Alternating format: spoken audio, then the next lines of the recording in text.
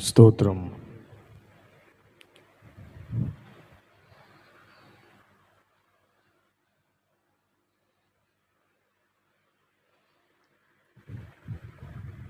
స్తోత్రం. స్తోత్రం.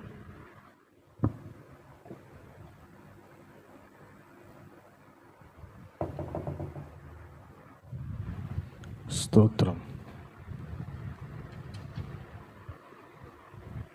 స్తోత్రం. దేవుని మీకు స్తోత్రం. స్తోత్రం. స్తోత్రం.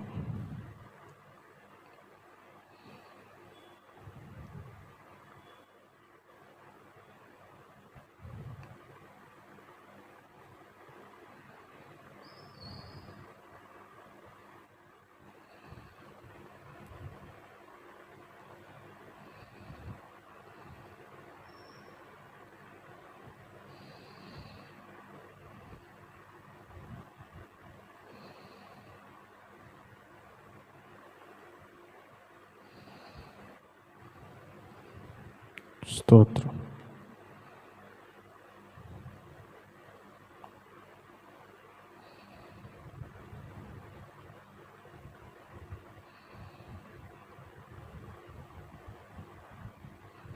స్తోత్రం.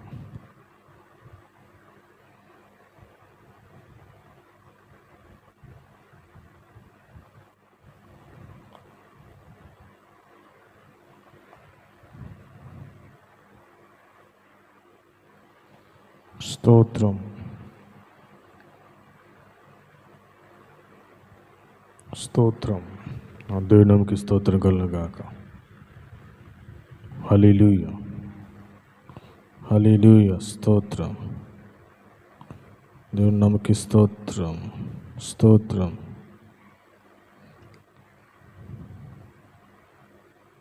స్తోత్రం. స్తోత్రం. స్తోత్రం.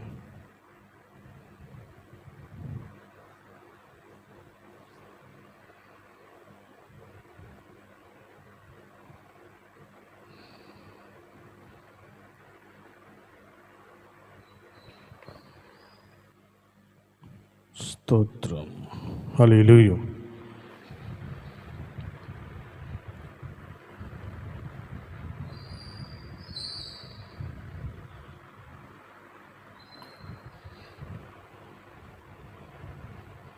స్తోత్రం.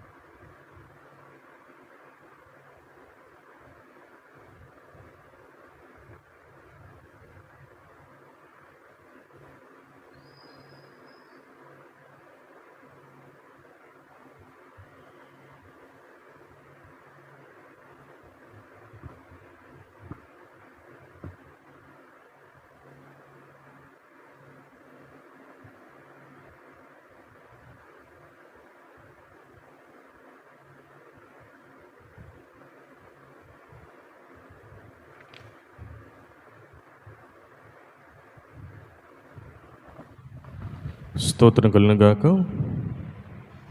దేవుడి నామ స్తోత్రం. కొద్ది అనివార్య కారణముల వలన కొద్దిగా డిలే అవుతూ ఉంది. అయినప్పటికీ ఈ కార్యక్రమాన్ని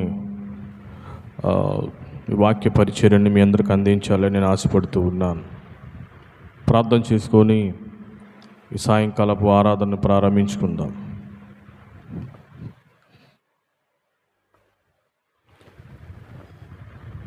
ప్రేమ కలిగిన తండ్రి, కృపలనైనా మీకు వందనములు స్తోత్రం చెల్లిస్తూ ఉన్నాను ప్రభువా. ఈ 2వ నెల మొదటి ఆదివారం ఉదయం ఆరాధనలో తండ్రి మీ పరిచర్లో పాల్గొని మీ నామమును స్తుతించి గణపరిచే కృప ఇచ్చినందుకు స్తోత్రం చెల్లిస్తూ ఉన్నాను.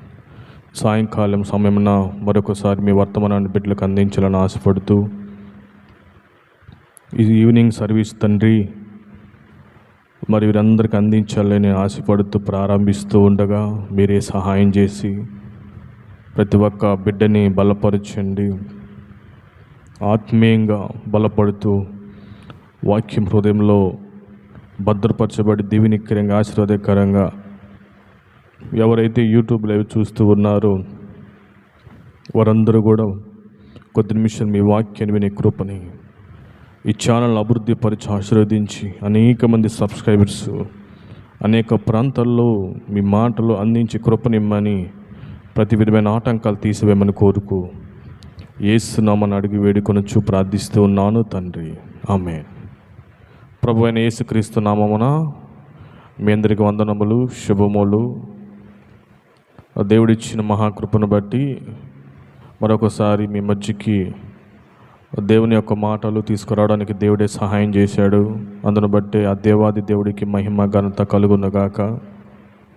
కొద్ది నిమిషాలు దేవుని వాక్యాన్ని నేను మీ అందరితో మాట్లాడి మీ అందరిని ఆత్మీయంగా బలపరచాలని నేను ఆశపడుతూ ఉండగా చక్కగా అందరూ దేవుని వాక్యాన్ని వింటూ వాక్యాన్ని ప్రకారం జీవిస్తూ ప్రతి ఒక్కరికి వాక్యం అర్థమయ్యే రీతిలో ఉంటూ అందరూ కూడా వాక్యాన్ని ప్రకారం జీవించే కృపను కలిగి ఉండాలని ప్రేమతో మీ అందరికీ తెలియపరుస్తూ ఉన్నాను.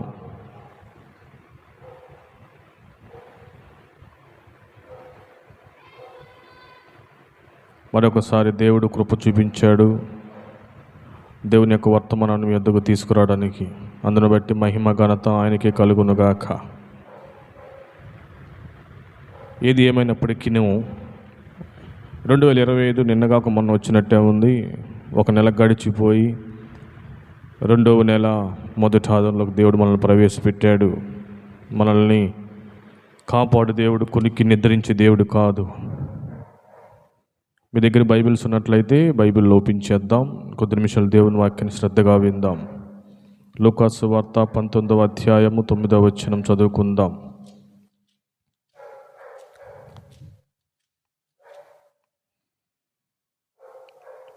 అందుకు యేసు, ఇతడును అబ్రహాము కుమారుడే, ఎందుకనగా నేడు ఈ ఇంటికి రక్షణ వచ్చి ఉన్నది. యేసు ప్రభువారు జక్కైతే మాట్లాడుతూ ఉన్నాడు. ఇతడును అబ్రహాము కుమారుడే, ఎందుకనగా నేడు ఈ ఇంటికి రక్షణ వచ్చి ఉన్నది. జక్కయ్య ఇంటికి రక్షణ వచ్చినది. ఆయన అబ్రహాము కుమారుడు. అబ్రహాము కుమారుడే కానీ రక్షణ లేదు.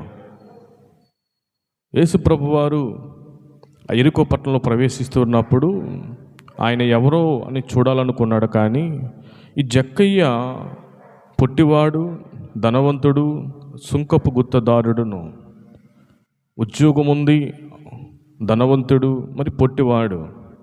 ఆయన చూద్దామని పరిగెత్తుకుంటూ వెళ్ళాడు. కానీ పొట్టివాడైన జనాలు గుంపులుగా ఉండటం వలన చూడలేక యేసు ప్రభువారు ఆ మార్గాన్ని వస్తున్నారని ముందుగానే తెలుసుకొని ఆ ప్రాంతానికి పరిగెత్తుకుంటూ వచ్చి అక్కడ ఒక మేడి చెట్టు ఉంటే మేడి చెట్టు ఎక్కి కూర్చున్నాడు.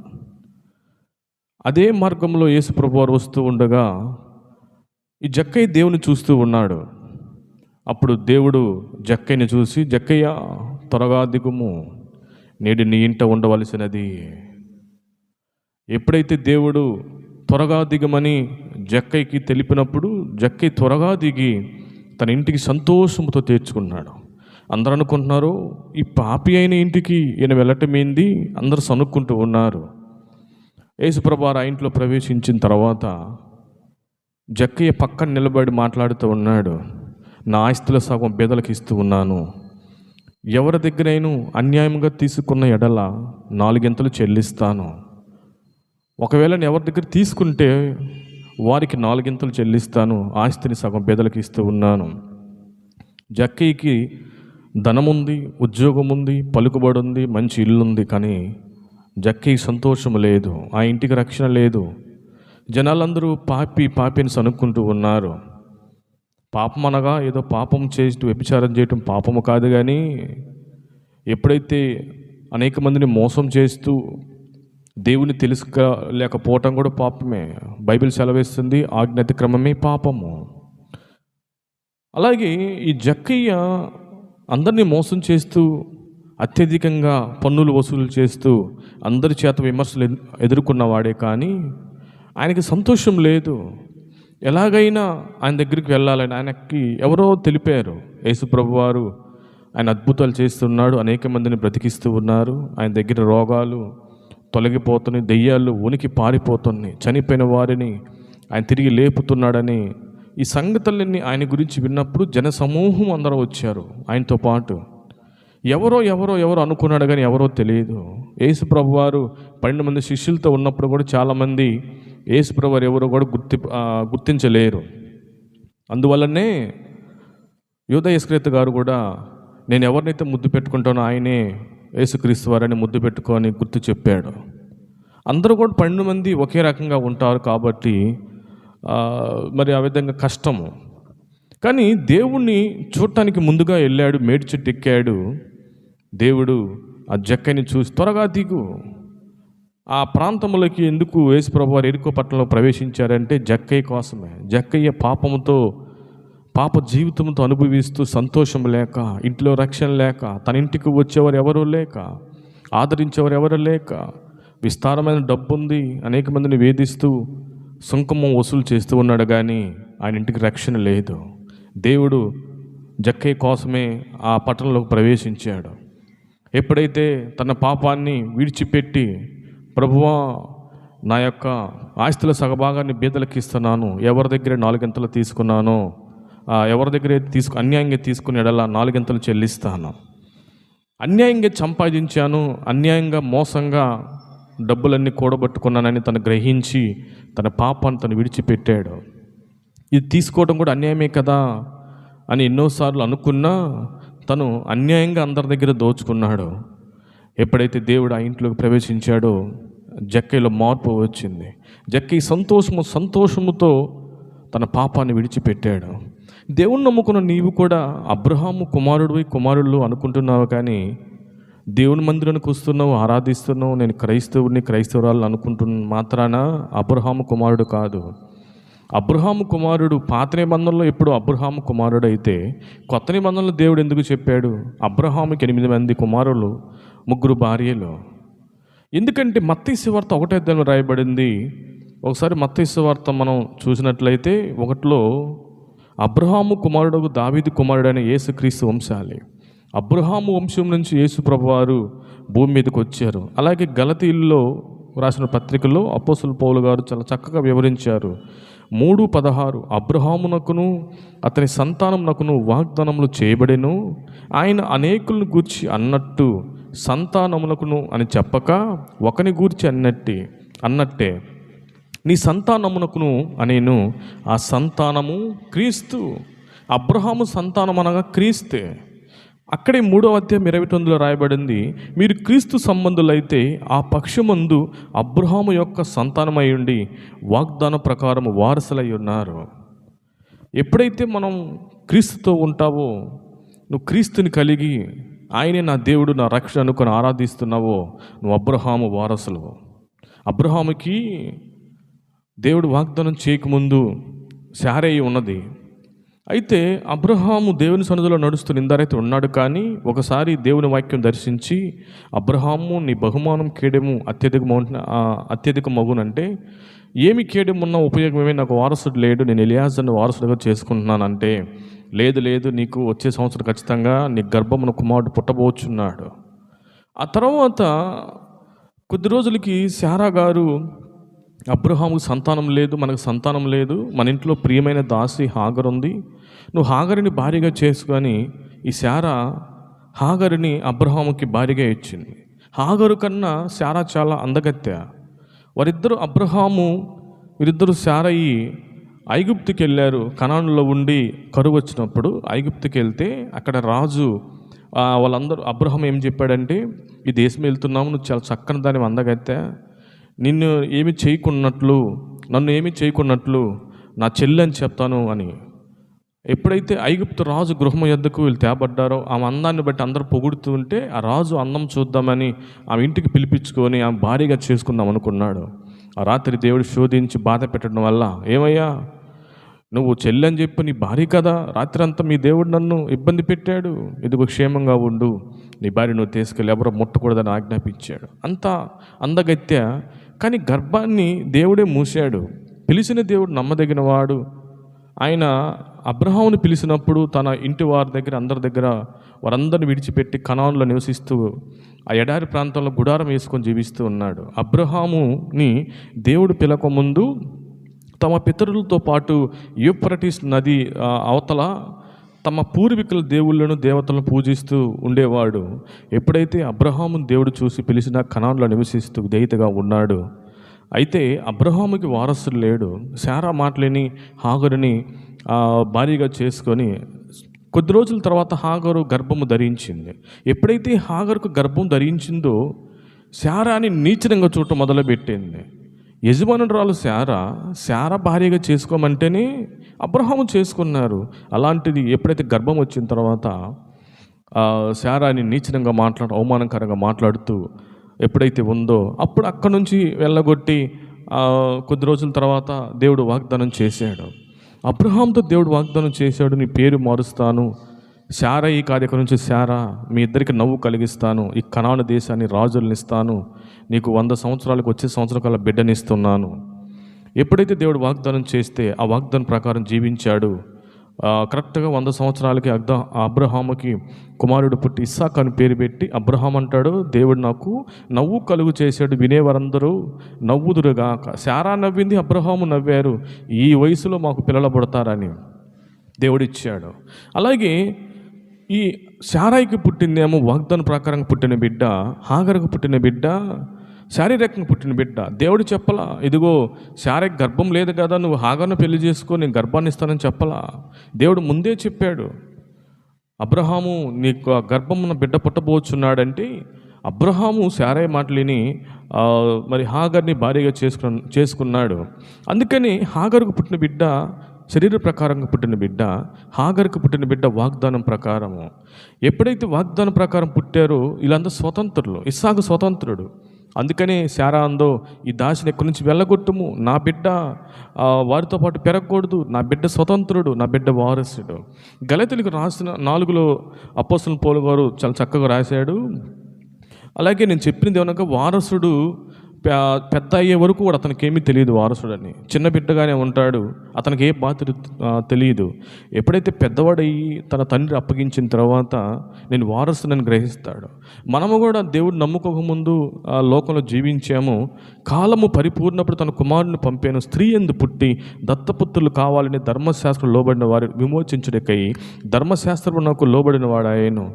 మనం ప్రార్థించేటప్పుడు నాయనా తండ్రిని మొరపెట్టుచున్నాము, కుమారుని ఆత్మ దేవుడు మన హృదయంలోనికి పంపాను, కాబట్టి నువ్వు ఇక దాసుడు కాదు కుమారుడివే, కుమారుడు అయితే దేవుని వారసుడివే.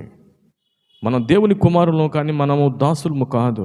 అబ్రహాము నుంచి దేవుడు కాలం పరిపూర్ణమైనప్పుడు మన అందరిని రక్షించాలని ఆయన తన ప్రియ కుమారుని భూమి మీదకి పంపించి, ఈరోజు మనం తండ్రి అని ప్రార్థిస్తున్నాం. మనందరం వారసులమే, నీవు నేను కూడా వారసులము. అబ్రహాము కుమారుడు అనగా యేసయ్యను ఎవరైతే అంగీకరిస్తారో ఆయన బిడ్డ, ఆయన పిల్లలు. కనుక ఈ జక్కయ్య అబ్రహాము కుమారుడే, దేవుడిని అంగీకరించాడు. కానీ తన ఇంట్లో పాపం ఉంది, తన ఒంట్లో పాపం ఉంది, అన్యాయం ఉంది, అనేక మందితో విమర్శలు ఎదుర్కొంటూ ఈ పాపి అని జీవిస్తూ ఉన్నాడు సంతోషం లేక. ఎప్పుడైతే అతన్ని మార్చడానికి అబ్రహాము కుమారుడని తెలియజేసి ఆ ఇంటికి రక్షణ తేవడానికి యేసుప్రభువారు ఆ యొక్క యెరికో పట్టణంలో ప్రవేశించి జక్కయ్య తన పాపాన్ని ఒప్పుకున్నాడు.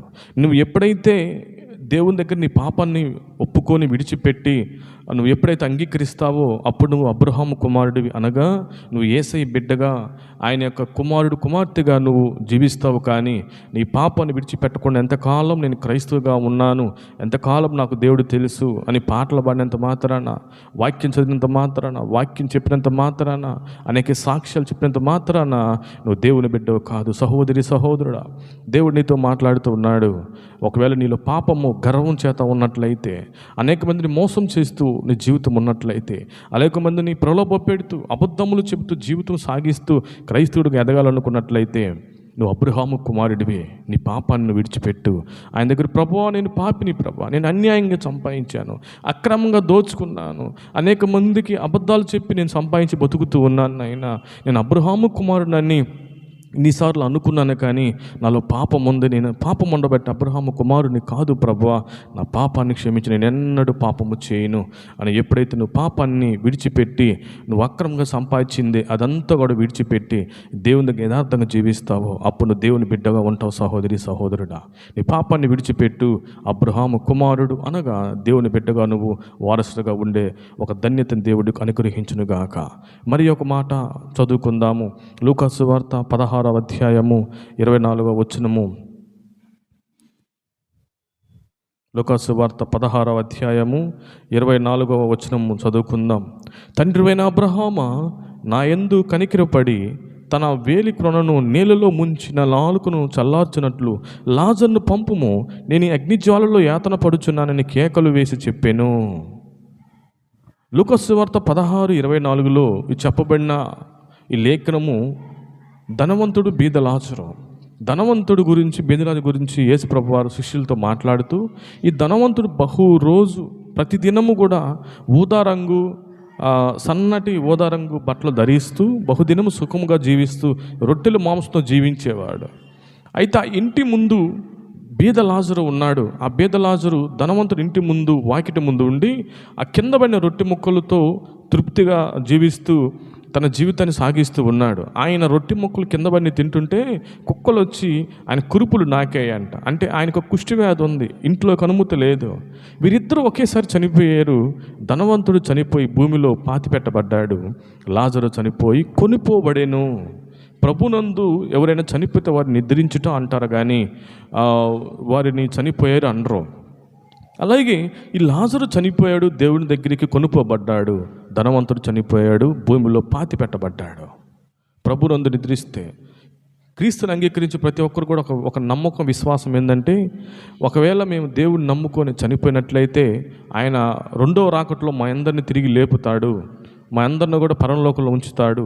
అందుకే నేను పరలోకం వెళ్ళాలని అందరూ అంగీకరిస్తూ ఉంటారు. అందుకే క్రైస్తవులుగా ఉన్నవారు ఎవరైనా చనిపోతే వారి సమాధి మీద కూడా నిద్రించుటని రాస్తారు, కానీ చనిపోయాడు, మరణించాడు, ఇక రాడు.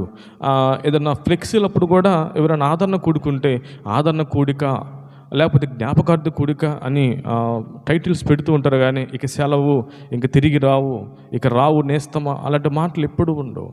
కుటుంబీకులు మరి నలిగిపోతూ కుమిలిపోతూ ఉంటారు, అయ్యో కోల్పోయామే, ఇంకొస్తాడా లేడని. కానీ ప్రభునందు నిద్రించిన ఎవరైతే మరణించిన వారందరూ నిద్రించుట కానీ చనిపోయినట్లు కాదు. ఇక్కడ లాజరు చనిపోయి దేవుని సన్నిధిలో అబ్రహాం పక్కన కూర్చున్నాడు. ధనవంతుడు భూమిలో పాతి పెట్టబడ్డాడు. దూరం నుంచి ఈ ధనవంతుడు అబ్రహామును చూసి గుర్తుపట్టాడు. తండ్రివైన అబ్రహామా అంటే ఈ చనిపోయిన ధనవంతుడు కూడా అబ్రహాము కుమారుడే.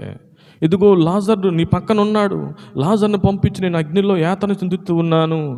ఈ నా నాలుగు ఒక్క లాజర్ని పంపించి తన వేలు నీటిలో ముంచి నాలుక మీద ఒక్క బొట్టేస్తే నేను చల్లారుతాను, యాతన చెందుతున్నాను.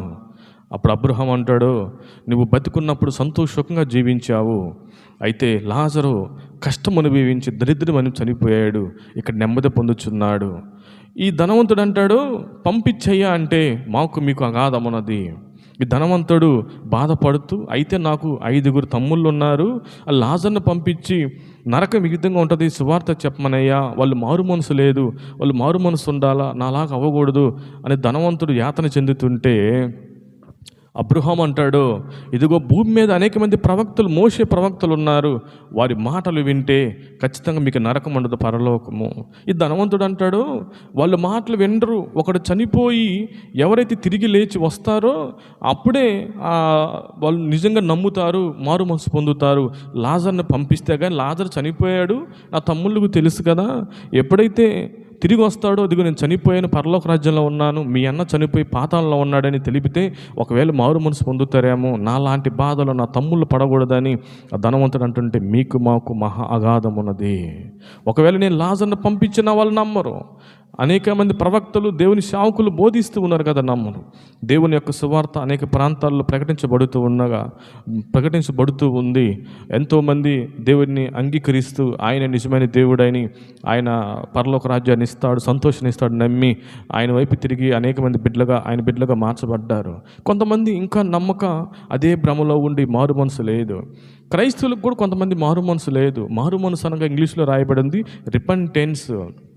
లూకా సువార్తలో రాయబడింది, నీ తమ్ముడు అక్కడ 17లో రాయబడింది, మీ ఏడలో జాగ్రత్తగా ఉండండి, నీ సహోదరుడు తప్పుదుము చేసిన అతను గద్దించుము, అతడు మారు మనసు పొందిన ఎడల అతనికి క్షమించుము.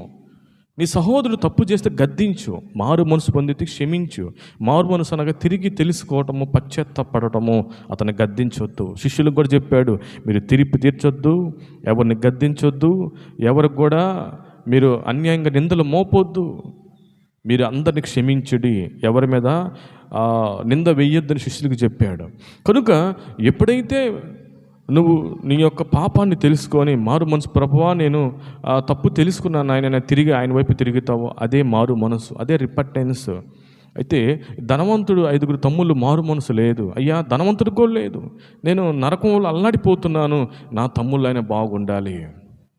కానీ అబ్రహాం అంటున్నాడు, భూమి మీద ప్రవక్తలు అనేక ప్రాంతాల్లో దేవుని సువార్త ప్రకటించబడుతూ ఉంటే, దేవుని వాక్యాన్ని అంగీకరించగా, దేవుని సువార్తను అంగీకరించగా మారు మనసు పొందక ఎంతమంది పతనమైపోతూ ఉన్నారు, ఎంతమంది నరకానికి వెళ్తూ ఉన్నారు. ఆయన భూమి మీదకి ఎందుకు వచ్చాడంటే ఎవరిని కూడా నరకంలో ఉండకూడదు, ఆ నరకం అగ్ని దాంట్లో బాధలు పడకూడదు, ఆ బాధలు చెందకూడదు, సంతోషంగా నా బిడ్డలు ఉండాలని భూమి మీదకి వచ్చి నీ నిమిత్తం నా నిమిత్తము ఆయన రక్తము కార్చి, పరిశుద్ధమైన రక్తాన్ని మన కోసం చిందించి, పాపాన్ని ఎవరు తీసివేయనంతగా తీసివేసి, వీరందరం కూడా మనము ఆయన ఆరాధిస్తూ ఈరోజు క్రైస్తవులుగా చేర్చబడ్డామంటే నీ కోసం నా కోసం భూమి మీదకు చిందించబట్టే.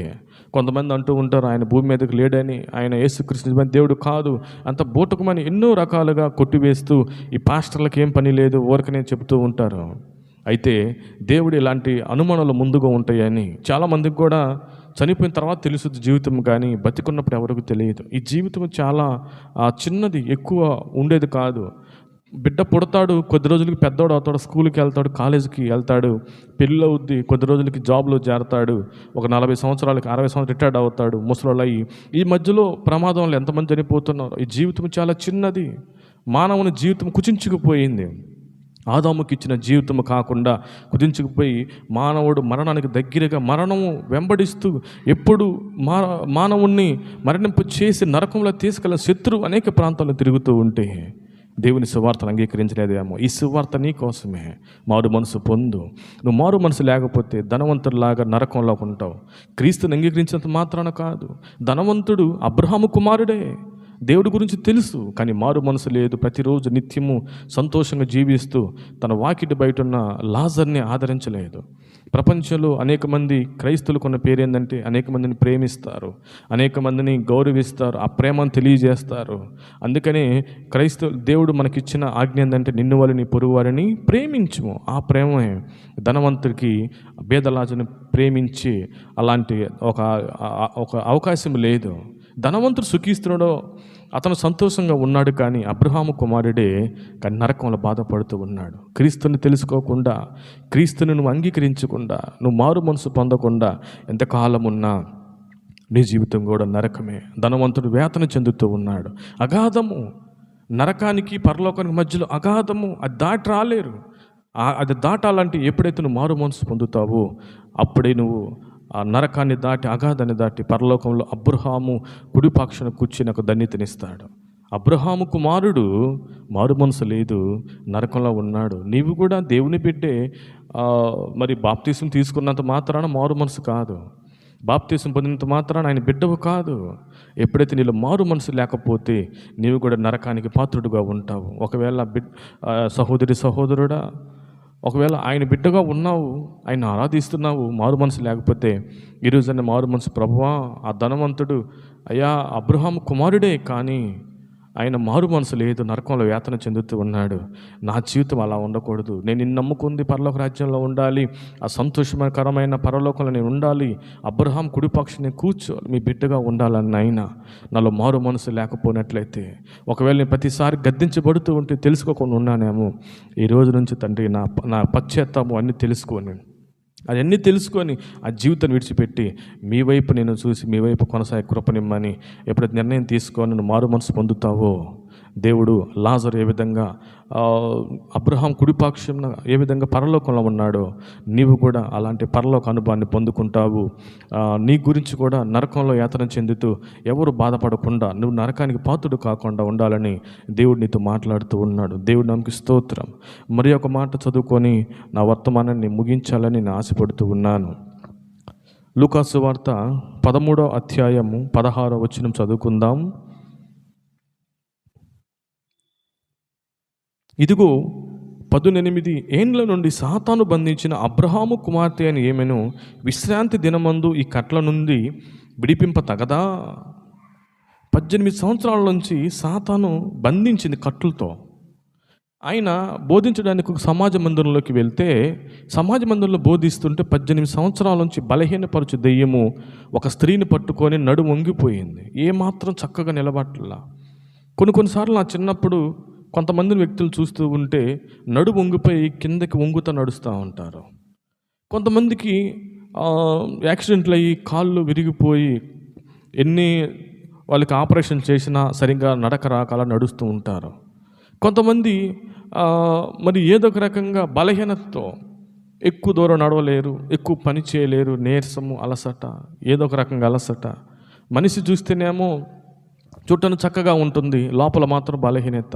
పనికి వెళ్ళమంటే పనికి వెళ్ళలేరు, పని చేయలేరు, నీరసము. నేను అక్కడికి వెళ్తే ఇదే ఎన్ని హాస్పిటల్కి వెళ్ళి తిరిగి ఎన్ని మందులు వాడినా నీరసమే. ఈ యొక్క స్త్రీ కూడా 18 సంవత్సరాల నుంచి బలహీనపరిచే సాతాను పట్టుకొని ఆమెను వేధిస్తూ ఉంది, కట్టేసింది. ఇంకెటూ లేకుండా 18 సంవత్సరాలు కిందకు వంగి నడుస్తూనే ఉంది. మామూలుగా మానవులు నిలబడి నడుస్తారు, ఈ స్త్రీ వంగి నడుస్తుంది. ఆ రోజు సమాజ మందిరంలో ఆమె కోసం దేవుడు ఆ ప్రాంతానికి వెళ్ళాడు. మందిరంలో బోధిస్తూ మా దగ్గరికి రా అని పిలిచి, నీ బలహీనత నుంచి నువ్వు విడుదల పొందుతున్నావు ఆమె మీద ఎప్పుడైతే చేయి పెట్టాడో, చేయి పెట్టగానే బలహీనపరిచే ఆ యొక్క సాతాను విడిచిపోయినప్పుడు ఆ సమాజ అధికారి వచ్చి, ఈరోజే రావాలా, ఈరోజే నువ్వు స్వస్థపడాలా, పని చేసే 6 రోజులు ఉన్నాయి కదా, ఈరోజు విశ్రాంతి దినము, ఈరోజు స్వస్థపడకూడదు కదా. ఈ మాట దేవునికి వినపడినప్పుడు ఆయన అంటాడు, విశ్రాంతి దినమని మీరు ఎవరికైనాను గాడిదైనను అలాగే ఎద్దైనను వాటిని విప్పి వాటికి నీళ్లు పెట్టరా? విశ్రాంతి దినము దప్పికైతే నీళ్లు తాగరా? ఈమె కూడా సాతానుతో బంధించబడి 18 సంవత్సరాల నుంచి అబ్రహాము కుమార్తె అని ఏమని కట్లు నుంచి విడిపింపకూడదా? ఆ రోజు ఉన్న కట్లు దేవుడు విప్పాడు, అబ్రహాము కుమార్తెగా ఉంది. అబ్రహాము కుమార్తె ఆమె కట్లతో నింపబడి ఉంది. ఏ కట్లు? బలహీనమైన కట్లు, అలాగే అపిత్ర ఆత్మ చేత కట్టబడిన కట్లు. ఆమె ఎప్పుడైతే దేవుని సన్నిధిలో ఉండి ఆయన ఆరాధిస్తూ ఆయన పిలవగానే ఆయన దగ్గరికి వచ్చిందో అప్పుడే ఆమె స్వస్థత పొందింది. దేవుని బిడ్డలంత మాత్రాన కాదు, కొన్ని రోగాలు ఇంకా వెంటాడుతూనే ఉంటాయి, కొన్ని బలహీనతలు వేధిస్తూనే ఉంటాయి. కొన్ని చీకటి ఏం చేస్తుందంటే కట్టివేస్తుంది, మనల్ని ఏమి చేయకుండా బంధకాలు. నీ కట్లు ఏ కట్లతో నువ్వు కట్టబడి ఉన్నావు? అబద్ధమనే కట్లతో ఉన్నావా? మోసమనే కట్లతో ఉన్నావా? రోగం అనే కట్లతో ఉన్నావా? బలహీనత కట్లతో దేంట్లో కట్టబడి ఉన్నావో ఆ కట్లు విప్పు. యేసు ప్రభువారు కూడా యెరూషలేముకి సిలువేకు ముందు వెళ్తూ ఉన్నప్పుడు, ఇదిగో ఎదురుగా ఉన్న గ్రామానికి వెళ్ళి అక్కడ కట్టబడిన గాడిద కనపడుతుంది, దాన్ని విప్పి తోలుకొని రండి. ఎవరైనా అడిగిన ఎడలా ఇది ప్రభువుకు కావాలి. దేవుడికి కావాల్సింది కట్టేసే స్థితి కాదు, కట్ల నుంచి విముక్తి. ఎక్కడైతే బానిసత్వంగా ఉన్నావో దాని నుంచి స్వతంత్రము ఆయన భూమి మీదకి వచ్చి స్వతంత్రంగా మనందరికి ఇచ్చి అనేక దేశాలకు స్వతంత్రం ఇచ్చి బైబిల్లోని కొన్ని విషయాలని వాళ్ళ రాజ్యాంగంలో పెట్టుకుంటూ ఉన్నారంటే ఆయన కట్ల నుంచి విడిపించి స్వతంత్రంగా ఉంచే దేవుడు. ఈ అబ్రహాము కుమార్తె 18 సంవత్సరాల నుంచి చర్చికి వస్తుంది, కానీ కట్టలతో నింపబడింది. తన బలహీనత నుంచి విడుదల పొందలేదు. ఎప్పుడైతే దేవుడు ఆ కట్లు విడిపించాడో చక్కగా నిలబడింది. అనేక మంది ఆశ్చర్యపడ్డారు. దేవుని సన్నిధిలో ఉంటూ ఉన్నాను, నేను కూడా దేవుని బిడ్డంత మాత్రాన కాదు. నువ్వు ఏ కట్టులతో ఉన్నావో, అబద్ధం అనే కట్టులతో ఉన్నావేమో, మోసం అనే కట్టులతో, ఏ కట్టులతో నువ్వు బంధించబడి ఉన్నావు. కొంతమందికి దేవుని సన్నిధిలో కూర్చుంటారు కానీ ఫోన్తోనే చాట్ చేస్తుంటారు. దేవుని సన్నిధిలో కూర్చుంటారు కానీ బైబిల్ చదవలేరు. ఇంట్లో కూర్చుంటారు, అట్లీస్ట్ ఒక 10 నిమిషాలన్నా ప్రార్థన చేయలేరు, బైబిల్ చదవలేరు. అట్లీస్ట్ రోజులో ఒక్కరోజైనా ప్రభువా నువ్వు చేసిన మేలే నేను తలంచుకోలేరు. దేవుడు అద్భుత కార్యాలు ఆశ్చర్యకార్యాలు నీ కుటుంబంలో చేస్తే ఆ యొక్క ఆశ్చర్యకార్యాలు మర్చిపోయి స్తుతికుడు కాదు కదా, దేవునికి సన్నిధిలో సాక్ష్యం కూడా చెప్పము. ఏ కట్లతో నువ్వు బంధింపబడి ఉన్నావో, ఆదివారం రోజు దేవుని మందిరానికి రమ్మంటే ఒకవేళ నీ యొక్క విలాసమైన జీవితానికి వెళ్తూ కట్టబడి ఉన్నావా? ఒకవేళ రెస్ట్ తీసుకుందాం ఈరోజు ఏం వెళ్తామని ఇంట్లో పొనుకొని నిద్రపోతూ ఉన్నావా? ఒకవేళ ఆదివారం రోజు చక్కగా ఆహారం వండుకొని తిని నిద్రపోతే చాలే, నా దేవుడు నాకు మంచి ఆశీర్వాదం ఇచ్చాడు, ఇంకెందుకు ఫోన్లో చూసుకొని సరిపోద్ది కదా, యూట్యూబ్లో సరిపోద్ది కదా అని ఆ కట్టలతో ఉన్నావేమో. ఎన్ని సంవత్సరాల నుంచి కట్లు ఉన్న కట్లు నీకు విడుదలవ్వవు. ఎప్పుడైతే నీ కట్లు విడిపోతాయో అప్పుడు నువ్వు అబ్రహాము కుమారుడు. అబ్రహాము కుమార్తెలు లేరు, కానీ ఎప్పుడైతే అబ్రహాముకున్న 8 మంది బిడ్డల ద్వారాగా ఆ కుమారులు వచ్చారు, ఎప్పుడైతే క్రీస్తుని అంగీకరిస్తారో వారే కుమార్తెలు. ఈ అబ్రహాము కుమార్తె కట్లతో 13 సంవత్సరాలు జీవిస్తుంది. ఆ కట్లను విడిపించాలి ఎవరు లేరు. నువ్వు కూడా దేవుని సన్నిధికి రా. ఈ స్త్రీ దేవుని సన్నిధికి వచ్చింది, దేవుడు కట్లు విడిపించాడు. ఒకవేళ ఆదివారం రోజు ఎన్ని పనులున్నా విడిచిపెట్టి దేవుని సన్నిధికి, ఎంత ఉద్యోగంలో బిజీగా ఉన్నా దేవుని సన్నిధి త్రోసివేయకు. ఎంత బిజీగా జీవిస్తున్నా, ఏ ప్రాంతానికి వెళ్తున్నా నువ్వు ఖచ్చితంగా ప్రార్థన జీవితం కలిగి ఉండు. నేను పోయిన వారము 26వ తారీఖు చర్చిలో రిపబ్లిక్ డే రోజున ఫ్లాగ్స్ పంచుదాము అని మొదటి ఆరాధన అయిపోయి 2వ ఆరాధనకి వస్తూ ఉండగా ప్రాంతంలో ఒక చిన్న బాబు ఉంటే ఆ బాబుని అవతలకు డ్రాప్ చేసి వదిలిపెట్టి వెనక్కి వస్తూ ఉన్నాను. ఒక బైకు స్పీడ్గా వస్తూ ఉంది. కరెక్ట్గా నన్ను ఎవరో చొక్కా పట్టుకొని లాగినట్టు, నా కాళ్ళు కట్టేసినట్టు అక్కడే ఉండిపోయా. ఒకవేళ నేను కొంచెం ముందుకు కదిలినా ఆ బండి నన్ను గుద్దేసేది. నేను ఇదే తెల్లని బట్టలు వేసుకొని ఆ రోజు ఆదివారం ఉన్నాను, బహుశా పోయిన ఆదివారం అనుకుంటా. ఒకవేళ చిన్న ప్రమాదం జరిగినా ఈ తెల్ల చొక్కంతా రక్తమైపోయేది. దేవుడు నన్ను కాపాడాడు. ఎందుకని నా కట్లు దేవుడు విప్పాడు. నేను ఎప్పుడు ఆయనకి సాక్షికారంగా జీవిస్తూ ఉన్నాను. నేను కట్లతో నేను లేను. దేవుడు నన్ను స్వతంత్రంగా ఉంచాను, వారసుడు ఆయన బిడ్డగా ఉంచాడు. కాబట్టి తర్వాత ఇది నేను 4వసారి ఆయన గురించి సాక్ష్యం చెప్పటము. ఇదే నెలలో ఒకరోజు ఉప్పుగుండూరు మీటింగ్స్కి వెళ్తూ వస్తూ ఉన్నాను. అది హైవే, కరెక్ట్గా 3 టైం అవుతూ ఉంది. ఆ సమయంలో బండి ఆపాను. ఒక లారీ దూరంగా వస్తుంది. నేను ఆ రోడ్డు క్రాస్ చేసి ఆ రోడ్డు మీద నుంచి వెళ్ళాలా, యూటర్న్ తీసుకుని వెళ్ళాలా. అదే సమయంలో లారీ దూరంగా ఉంది, చాలా దూరం ఉందలే, మనం కూడా రోడ్డు క్రాస్ చేసి అవతల వైపుకి వెళ్దాం అనుకున్నాను. ఆ దూరంగా ఉన్న లారీ నేను ఎప్పుడైతే బండి స్టార్ట్ చేసేలోపు వచ్చేసింది. నాకు లారీకి చాలా దగ్గర హార్న్ కొడుతూనే ఉన్నాడు. అంత స్పీడ్లో బ్రేక్స్ కంట్రోల్ కాదు, లారీ కూడా కంట్రోల్ కాదు. ఏదో ప్రమాదం జరిగితే మైండ్లో ఎవరో నా బండిని స్పీడ్ పెంచినట్టు బొమ్మను స్పీడ్ పెంచారు. ఆ సమయంలో నా బండి స్పీడ్ లేవకపోయినా, నా బండి ఆగిపోయినా నా పరిస్థితి ఏమైపోయేదో తెలియదు. కనుక దేవుడు నన్ను కట్ల నుంచి విడిపించాడు. నేను మళ్ళా కట్లతో నేను ఉండట్లేదు, మళ్ళీ బానిసత్తులకు వెళ్ళట్లేదు. అందుకే దేవుని పరిచయలో ఉన్నాను. కాబట్టి 2 ప్రమాదాల నుంచి దేవుడు నన్ను తప్పించాడు, నా కట్లు విడిపించాడు. ఎందుకని నేను దేవుని సన్నిధిలో ఉంటున్నాను, దేవుడిని ఆరాధిస్తూ, ఆయన ఘనపరుస్తూ, ఆయన సువార్తను ప్రకటిస్తూ, ఎప్పుడు నిత్యము కూడా బైబిల్ చదువుతూ, ప్రార్థన చేస్తూ ఆయన బిడ్డగా జీవిస్తున్నాను. కాబట్టి దేవుడు నన్ను కాపాడుతూ ఉన్నాడు. అదే స్థితిలో నేను రిపబ్లిక్ డే రోజు కానీ కొంచెం ముందుకెళ్ళినా ఖచ్చితంగా నాకు దెబ్బలు తగిలాయి, పెద్ద యాక్సిడెంట్. ఆదివారం రోజు నేను 2 ఆరాధనలకు ఇక్కడ కూర్చొని ఆరాధించాలి దేవుడిని. ఇక్కడ కీబోర్డ్ కూడా నేను ప్లే చేయాలి, కొన్ని ఆరాధన సాంగ్స్ కొన్ని నేను పాడాలా. కానీ దేవుడు నన్ను తప్పించాడు, నన్ను కాపాడు, ఎవరో పట్టుకున్నట్టు. అప్పుడు అనిపించింది, అయ్యా నువ్వు నాతో ఉన్నావు, నన్ను విడిచిపెట్టలేదు, నాకు నువ్వు తోడుగా ఉన్నావయ్యా. నేను తోడుగా లేవని చాలాసార్లు భ్రమపడ్డాను. నేను కూర్చునేది, లేచేది, వెళ్ళేది అన్నీ గమనిస్తున్నారు. నేను ఈ ప్రాంతంలో వస్తే నాకు ఖచ్చితంగా ప్రమాదం జరుగుద్దని ముందుగానే మీ దూతను అక్కడ ఉంచారు. దేవుని నామముకు స్తోత్రం, హల్లెలూయా. నువ్వు ఏ కట్లతో ఉన్నావో ఆ కట్లు దేవుడు విడిపించాలనుకుంటూ ఉన్నాడు. ఒకవేళ దేవుని ముందుకు వస్తూ ఆగిపోయేవేమో, ఒకవేళ పాటలు పాడుతూ ఆపివేసేవేమో, పాడటం ప్రారంభించు. ప్రార్థన చేస్తూ చేస్తూ మానివేసి నాకు ఏమి దేవుడి చేయట్లు అనుకుంటూ ఉన్నావేమో, ఒకవేళ అపవాది నిన్ను ఇబ్బంది పెడుతూ ప్రార్థన చేయనీయకుండా చేస్తుందేమో, ఆటంకపరుస్తూ ఉందేమో అనేక కట్లతో, ఎప్పుడైతే నువ్వు దేవుని సన్నిధికి వచ్చి దేవుని సన్నిధిలో జీవిస్తూ క్రమం తప్పకుండా ఆయన సన్నిధిలో గడుపుతావో నీ కట్ల నుంచి దేవుడు విడుదల పొందిస్తాడు. ఆ స్త్రీ దేవుని మందిరంలో ఉంది కాబట్టి దేవుడు కట్ల నుంచి విడుదల పొందించాడు. 18 సంవత్సరాలు నీ జీవితం కూడా ఆశీర్వాదకరంగా లేక, ఎన్ని సంవత్సరాలు భేదగా ఉండి, ఏమి చేసినా కలిసి రాకుండా, ఎన్ని చేసిన అప్పులు పాలవుతూ ఉన్నావేమో, ఇక నుంచి లేచి ఆయన సన్నిధికి రా.